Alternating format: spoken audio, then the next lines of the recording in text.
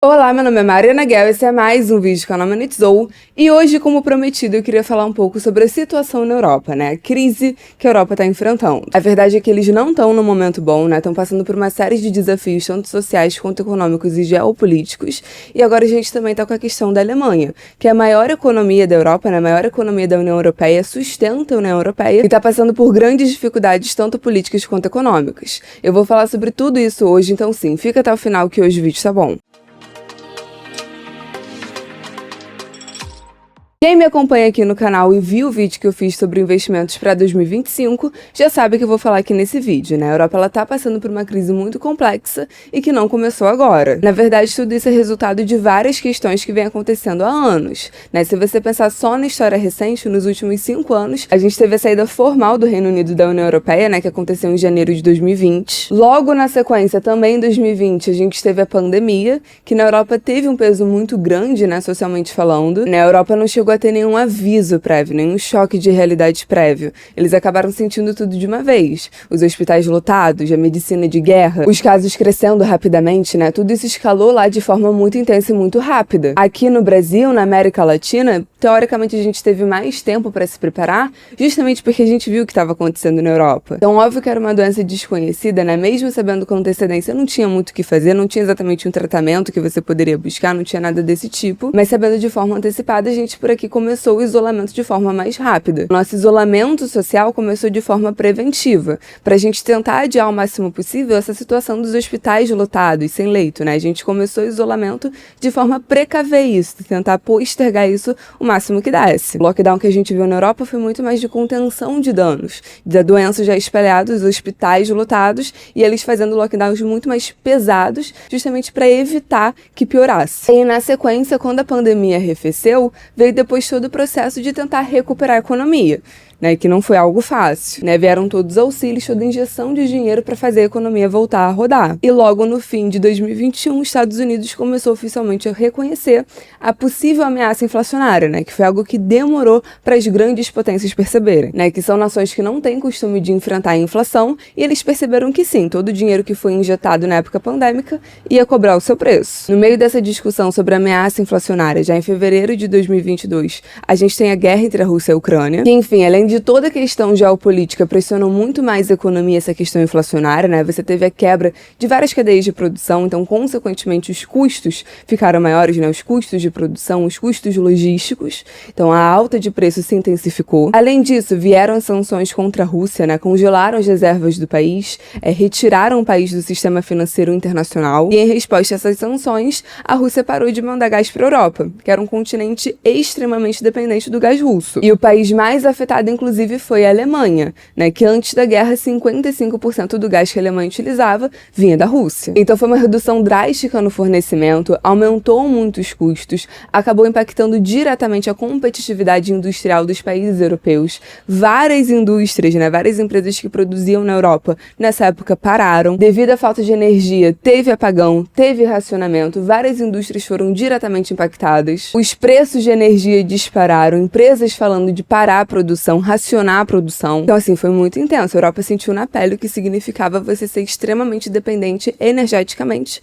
de um país que não é 100% alinhado ideologicamente com você. E a Europa, nos últimos anos, a Alemanha especificamente, ela estava com um discurso muito contra a energia nuclear, né? Já falei sobre isso aqui no canal. E no caso, a Alemanha até hoje ainda está com um discurso contrário à energia nuclear, mas vários países já reveram essa postura, estão começando a investir mais pesado, porque perceberam que não é possível depender energeticamente da Rússia. Durante o período mais intenso de falta de fornecimento energético, durante essa época, na verdade o que a gente viu foram vários países europeus queimando carvão, né? Países que passaram anos e anos e anos falando sobre energia verde, né? Investimento verde, sobre importância ambiental, e por uma questão de necessidade, tanto que queimar carvão para não ficar sem energia. E na época, inclusive, eu falei sobre isso, né? Não existe progressismo que resista à necessidade, que resista ao aumento de custo. E no meio de tudo isso, né? Toda essa complicação geopolítica, complicação econômica, complicação inflacionária, né? Se a gente fala de aumento de preço de energia, consequentemente afeta toda a cadeia produtiva. No meio de tudo isso, começaram a aumentar os juros, né? Primeiro foi os Estados Unidos. A partir de março de 2022, os Estados Unidos começam a aumentar os juros americanos. Foi um aumento muito intenso e muito rápido. Vários países, várias empresas, vários bancos, né? Mercado financeiro de forma geral, sentiu muito com isso. A Europa sentiu muito com isso. E apesar do Banco Central Europeu ter tentado postergar ao máximo possível o aumento dos juros europeus, eles ficaram sem alternativa, né? Eles tiveram que aumentar os juros também. Então, a partir de julho de 2022, a Europa também começa uma trajetória de subida de juros para tentar frear a inflação europeia. Inflação que estava recorde na zona do euro, né? A gente estava vendo inflação de 10% na Europa, uma coisa inacreditável. Então, 2022, 2023 também foram anos muito pesados para a Europa. Vários países ficaram com recessão técnica, né? Não estavam crescendo. E vários países também, inclusive, não souberam lidar com esses problemas, né? Tentaram várias políticas econômicas que já se mostraram fracassadas, né? Estavam discutindo, por exemplo, intervenção de preço, controle de preço, né? Controle de preço de alimento, controle de preço de energia. Obviamente não deu certo. Vários países começaram a falar de taxar os mais ricos, taxar os milionários. Vários países começaram a falar de controlar o lucro das empresas, de taxar lucros extraordinários para passar por esse momento. E, obviamente, tudo isso acabou afastando ainda mais as empresas dessas nações, né? As empresas desses países. E é importante entender que, além dessas questões externas que a Europa sozinha não conseguia controlar, por exemplo, a questão da guerra, a questão pandêmica, além disso, eles tiveram várias políticas econômicas extremamente duvidosas, de aumentar o Estado, aumentar a burocracia, aumentar impostos, e que, obviamente, isso também foi danoso para a economia. Nenhuma empresa quer lidar com isso. Então, assim, várias empresas saíram da Europa nesses últimos anos. Eles passaram por um processo de desindustrialização muito forte. Nisso, de aumento de custos, questões energéticas, apagões,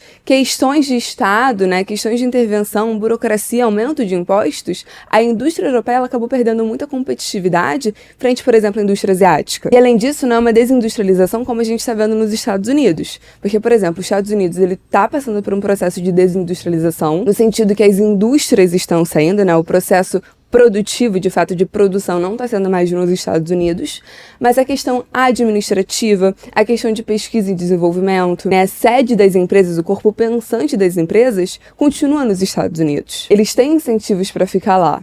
Já na Europa, não. Com essa questão de intervenção estatal, essa questão de aumento de impostos, várias empresas saíram. Então é um processo de desindustrialização muito complexo, porque a gente não está falando somente do processo produtivo saindo do país. Não é nem isso, assim, nem a parte da empresa, a parte pensante, nem a sede quer ficar mais lá. E aí entra, inclusive, aqui o caso da crise automobilística alemã, que está pesando muito, né? A gente está falando da maior fabricante de carros da Europa e que está falando que vai cortar milhares de empregos, que está falando que vai fechar fábrica. E demissões em massa, inclusive, estão sendo previstas por várias montadoras. É um setor que está em crise nos últimos anos devido justamente ao mercado chinês, né? A China está parando de importar carros a combustão, está investindo na sua própria produção de carros elétricos, né? Está tentando virar um líder de mercado com relação à produção de carros elétricos e está conseguindo. Então, as grandes montadoras alemãs, as grandes montadoras europeias foram as mais prejudicadas nessa historinha. E é um setor muito importante na Alemanha, impacta muito a economia alemã. A Alemanha não é mais a campeã internacional de exportações como ela costumava ser conhecida anteriormente. Então, assim, tudo isso somado à questão da intervenção estatal, políticas econômicas ineficazes, a questão da burocracia, né? Tudo isso junto